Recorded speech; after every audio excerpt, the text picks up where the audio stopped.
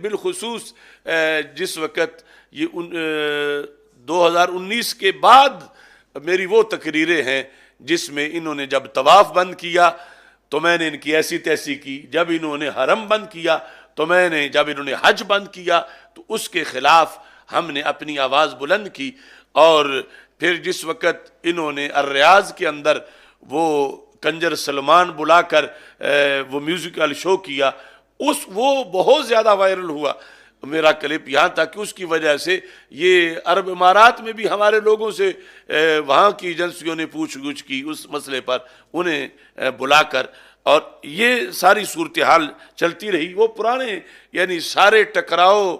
جس کی وجہ سے وہ اپنا یہ فیصلہ کر چکے تھے، اگر جدید نیا کوئی ایشو سامنے لانا چاہتا ہے یا جس پر بات کی جا سکتی ہے تو وہ